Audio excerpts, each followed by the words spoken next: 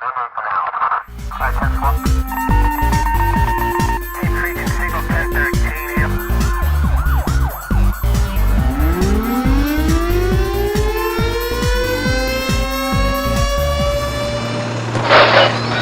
name is Captain Mike Hankin with the Marshalltown Police Department, and this is At Your Service. With us today will be Marshalltown Chief of Police Mike Tupper, who will be speaking about the Nixle warning system, and also with us will be Marshalltown Fire Chief Steve Edwards, and he will be speaking about water safety and ice safety during this winter season. Thank you to both Chiefs Tupper and Edwards for being generous and speaking with us today. Yeah, Nixle is actually a software program that's available to public service agencies nationwide. And I've been aware of Nixle, gosh, for probably 5 or 6 years at least. There's a lot of law enforcement agencies across the country that utilize it, and it's a way for us to push out information to the community about emergencies. We can actually use it for about anything we want to use it for. What we've chose to do is just use it for urgent issues, emergencies, and we've also used it as a way to notify people about the snow ordinance being in effect, because sometimes people, one of the complaints we get is, how are we supposed to know when the ordinance is in effect? So we're always looking for a lot of different ways to communicate that to folks. So it's a real easy way to push out information. We can only do it through text messages or email. There are some programs out there that are available where your house and leave a message on your answering machine, but Nixle does not allow us to do that. It's free. It doesn't cost you as the member of the public who signs up for it anything, and it doesn't cost the city of Marshalltown anything to use the service. Some cities use it for just about everything that they want to tell the public about. For example, Park and Rec could use it for, hey, we're going to have basketball sign-ups, or we're going to have volleyball sign-ups, stuff like that. But my concern would be is if we use it for too many messages, people start blocking that information out, or they get tired of the messages. There's too much information. This day and age, we all receive a lot of emails every day anyway. So we don't want to be sending out information that people start thinking about, they start thinking about these Nixle messages as being junk messages. So when you get a message from the city, you'll know that it's important and it's something to really pay attention to. People that are interested in signing up for that program, it's real easy to do. You can just get on our city website. You go to the police department's webpage, and you'll see a picture of me actually, and just to the left of my picture, it says sign up. And you just hit that hot link, and a screen will pop up. It'll ask you for your cell phone number and your email address. And you don't have to give both, but we send out messages via text and email, and some people want to get both forms. Other people maybe just want the text or the email. So you fill in the boxes for your text, your cell phone number and your email, and it'll also ask you for your zip code. And you hit enter and you're signed up. It's real easy to do. It takes less than 2 minutes. And for people that aren't always comfortable with the computer, I've invited them to give me a call, and I've over the phone signed them up from my desk. So it's really easy to do, and we're happy to do that as well. We did just recently pick up our new canine. Officer Eric Siemens has been selected to be the next canine handler.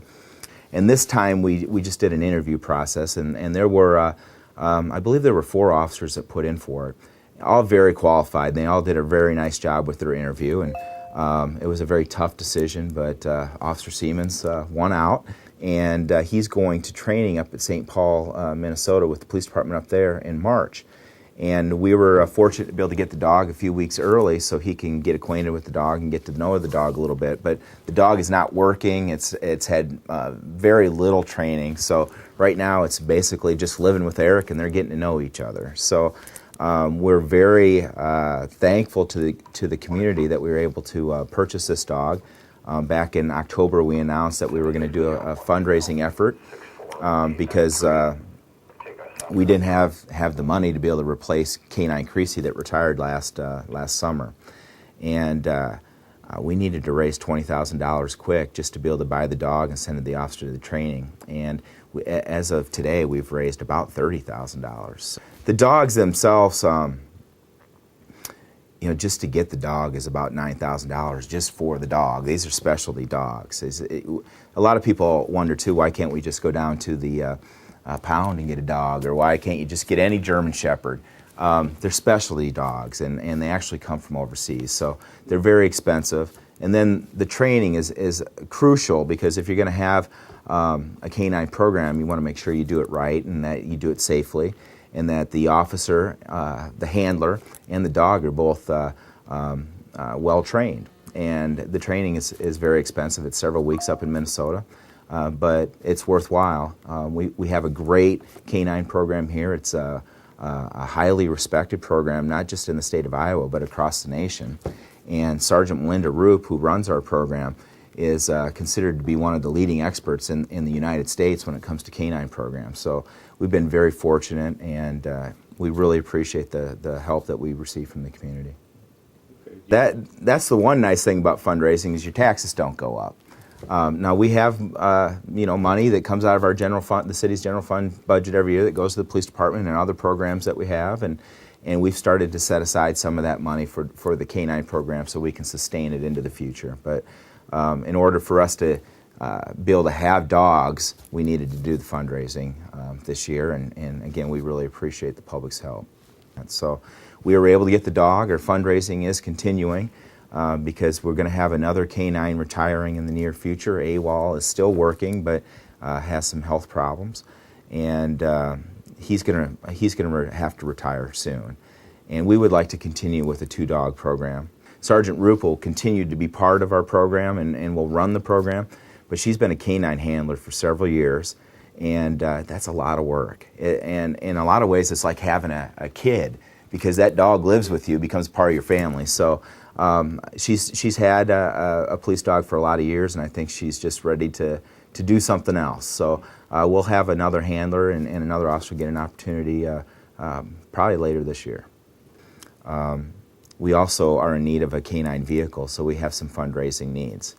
Now, many people ask me, why isn't the city paying for this program, or why do we have to do fundraising to support this program? And I got to tell you, I agree with some of the comments that I hear from folks, and the city has started to step up and is putting money in our budget to be used for the canine program. But up until this point, we just didn't have any money in the budget. So if we were going to keep the program going, we needed to do the fundraising. So we really appreciate the support that we've gotten from the community. I have just been amazed at how much support the community has for this program. And thanks to everybody in the greater Marshalltown area, we've been able to keep this program alive. Hi, I'm Steve Edwards, Marshalltown Fire Chief. I'd like to talk to you a little bit today about ice safety. It doesn't seem like a very big topic, but living here in Iowa, we get frozen lakes and ponds and streams, and oftentimes people do recreational things like ice fishing stuff out there on the ice. They ride snowmobiles down the river. There's a lot of different things that people get out there and get on that ice. One of the things that we like to make sure everybody's aware of, especially right now, is with the ice thawing and refreezing, there's a lot of pockets in that ice. It's not what we would consider good, safe ice. In Marshall County, we've been really fortunate that we haven't had anybody go through that I'm aware of. But as you notice on the news, you can see almost every week, you can see a news article on there where somebody's gone through the ice. Just this weekend, they were talking about it. The water levels in the ice fluctuating so much because of our low water.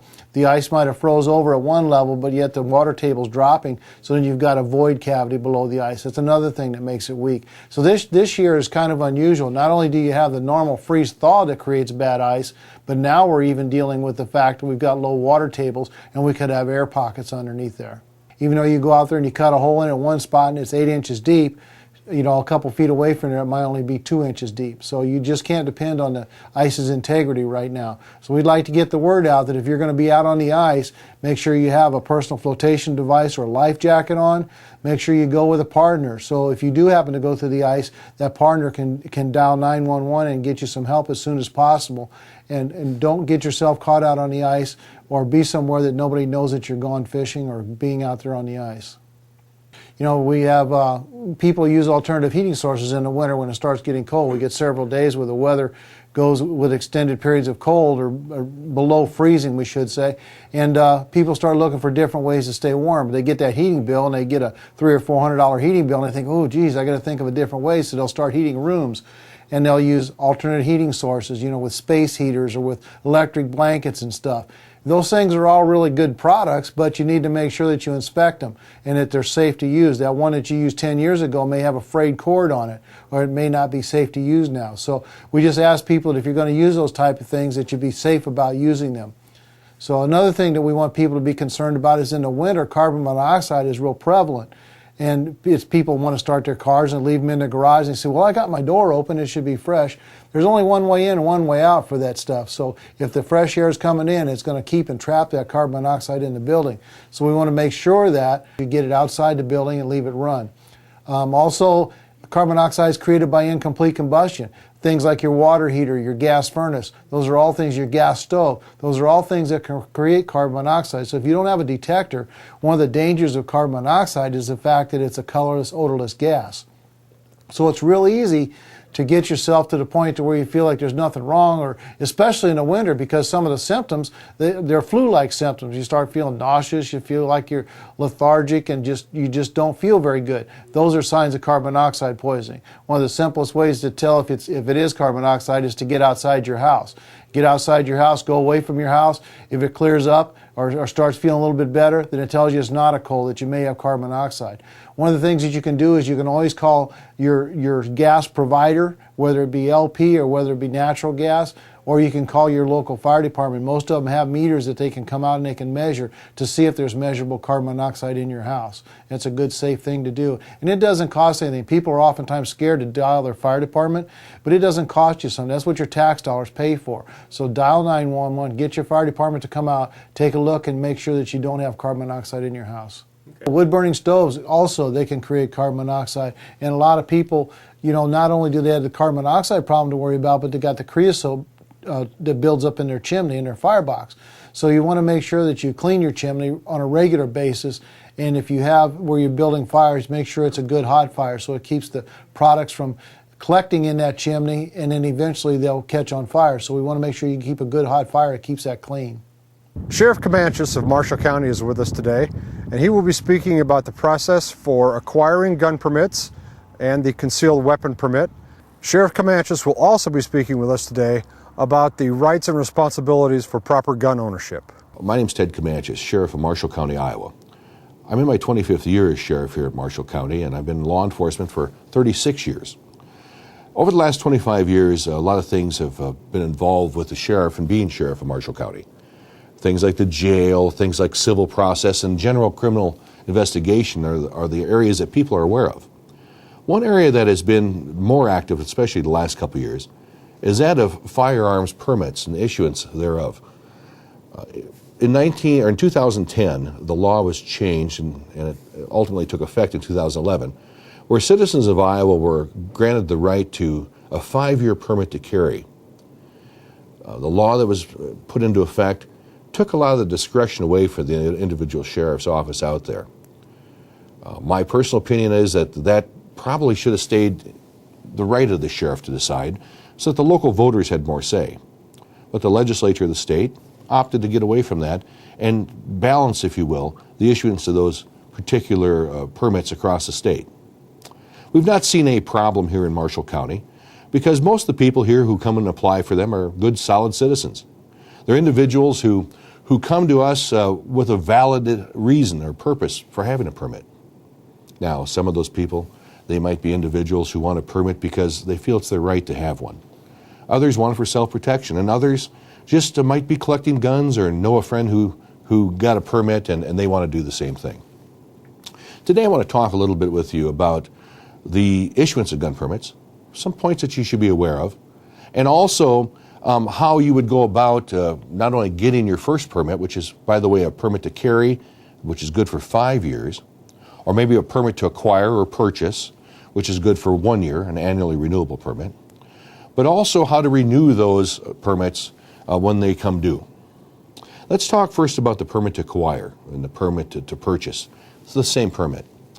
This is a permit that unless you're getting a gun from your second generation, your son or your grandson, son or daughter or granddaughter, or brother or your mother or your grandparent, unless you're getting it from one of those particular individuals, you have to have a permit to acquire by Iowa law. That means you come into your local sheriff's office and you put down the information that's necessary and apply. You have to have a valid Iowa ID or driver's license. And you have to be able to show proof of residence in the particular county that you're applying. You're subject to a background check to show that you're not a felonious individual, or you're not addicted to alcohol or drugs, that you're not a violent individual, that you have no exemptions, or you have no disclaimers or areas that would disqualify you by federal law, and that you're not an individual who's been convicted of domestic violence. We do that background check after we get you to come in the sheriff's office and fill out the paperwork. And within 7 to 10 days, and that's what we like to tell people so they don't anticipate an early delivery and find out that it's not done yet, in about 7 to 10 days you'll get your permit. With that permit now you have 1 year to go ahead and acquire the weapon. You can go ahead and make a purchase from a legitimate gun owner, gun dealer, and you can go ahead and have ownership of that particular weapon. Now that ownership, by the way, allows you really to have that weapon home or outside the reach of the driver or occupants of the vehicle. Chapter 724 is very specific on that. You have to be able to show that you are taking the weapon maybe to a gun range, but that you can't operate or gain access to that weapon while you're driving your motor vehicle. It has to be unloaded, kept in a case. It's mainly and predominantly for safety purposes. Now, some individuals may want to carry the gun on their body. Keep in mind, in Iowa, unless you're subject to a local ordinance, you can carry that weapon out in the open. It can be loaded. But don't forget something here. You put a coat on or a jacket and covers part of that weapon up, it's now concealed. You walk with the gun on your hip and you get in your vehicle and you shut the door. Now it's concealed again. And the courts have ruled that that's the case. If you want to carry the weapon on you, if you want to carry it loaded, if you want to carry it for self-protection or for just a simple fact of being able to do so, you must apply for a permit to carry concealed weapon, concealed firearm. In order to do that, you go to your local sheriff and you begin a process that was recently changed back in 2010 and took effect in 2011. What is this new process? Well, it mandates that you have some sort of training in the operation, and some proof of knowledge that you understand what a weapon is and what it can do. Chapter 724 is very, very specific in the fact that it says that you must be able to show a proof of training in order to apply for a permit to carry. Now, there's a number of ways you can do that. We have several people I know across Marshall County who do perform those trainings, those teachings. And for usually $50 to $75 a course, you can go ahead and you can take the course and get a certified instructor's certificate showing that you in fact passed. There is also some online systems that you can go on the internet, and you can get take a test and get the certificate from them to show that you've taken the training. And this complies with Chapter 724 in the state of Iowa. But I want to tell you something. If you go online, be sure that it's an accredited and certified instructor you're learning from. We at Marshall County don't just take any online course. The instructors for that online course, those individuals must have filed with our office here their papers showing that they're active and certified at the time that they've taught you the course. So don't be misled by that.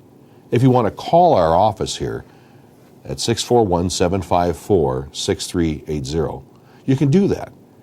And you can run the name of the particular instructor or the particular course by our staff, and we'll let you know whether they're on record with us. If they're not on record, make sure that you get their certificate sent to us. Now, you've taken the course. There's an exemption from that course. If you were a past carrier of a concealed weapons permit in the state of Iowa, you had to take a course some other time. You can bring your expired gun permit to us, and that would show proof that you did in fact have training in the past. There's another one too. Those of you who served in the military. Your indication of an honorable discharge, your DD-214 in most cases, you can bring that in, and that is allowable to be used as proof that you in fact received training in small arms. Now, the new law gets a little complicated, so bear with me on this. Let's say you're a World War II veteran, and you're proud of having served this country, and you were discharged in 1948, and you're in your 80s. You've never carried a gun since the Great War, but you bring that DD-214 with lots of pride, and you lay it on the desk of our staff and say, I want to apply for a permit to carry. You can do that, and we're going to give you one.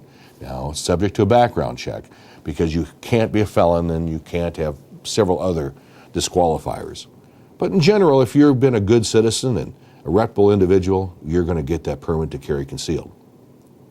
So, we give you that 5-year permit because that's the new permit that went into effect in 2011.